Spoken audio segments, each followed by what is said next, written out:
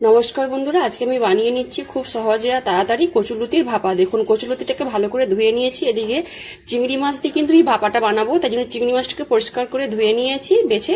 এদিকে কি কি মশলা নিচ্ছি: পেঁয়াজ কুচনো, টমেটো, কাঁচা লঙ্কা, আদা আর রসুন। কচুলতিটা আমি কড়ার মধ্যে ভাপিয়ে নিচ্ছি। কিভাবে বানাচ্ছি আপনারা বন্ধুরা পাশে থেকে পুরো ভিডিওটা দেখতে থাকুন। প্রথমে আমি মশলাগুলোকে বেটে নিচ্ছি। কাঁচা লঙ্কা, আদা, রসুন একসাথে আমি পেস্ট করে নিচ্ছি।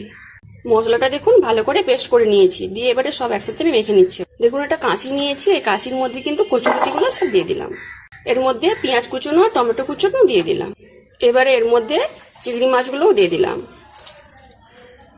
এবারে দিয়ে দিচ্ছি বাটা মশলা, কাঁচা লঙ্কা, আদা, রসুন পেস্টটা একসাথেই বেটে নিয়েছিলাম, পুরো মশলাটাই আমি দিয়ে দিলাম।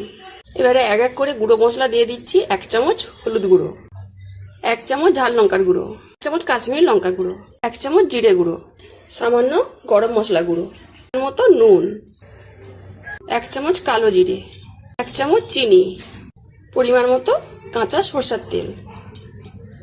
ভালো করে এটা হাতে কিন্তু আমি মেখে নিচ্ছি।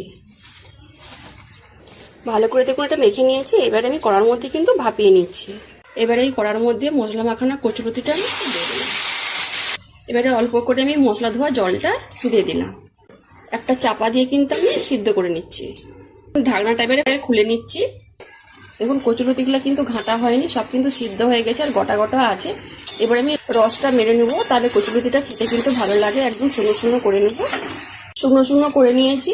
এর উপর থেকে অল্প একটু কাঁচা সরষের তেল ছড়িয়ে ভালো করে মিশিয়ে কিন্তু আমি জায়গাতে ঢেলে নিচ্ছি। কচুলতির ভাপাটা জায়গাতে দেখুন ঢেলে নিয়েছি। আপনাদেরকে খুব সহজ পদ্ধতি কিন্তু কচুলতির ভাপাটা করে দেখালাম। আর এই ভাপাটা কিন্তু গরম ভাতে মেখে খেতে অসাধারণ লাগে। যদি আজকে রেসিপিটা বন্ধুরা ভালো লেগে থাকে তাহলে অবশ্যই একবার বাড়িতে বানিয়ে খাবেন আর আমাকে কমেন্টে জানাবেন। যেসব বন্ধুরা আমার রান্নার ভিডিও দেখতে পছন্দ করেন তারা ফেসবুক থেকে আমার রান্নার ভিডিওর প্রোফাইলটাকে লাইক, কমেন্ট, বন্ধুদের মাঝখানে শেয়ার করে পাশে থাকবেন। যারা ইউটিউব চ্যানেল থেকে দেখছেন তারা সাবস্ক্রাইব করে পাশের ঘন্টায় ক্লিক করবেন। সবাই ভালো থাকুন, সুস্থ থাকুন আর সাবধানে থাকুন।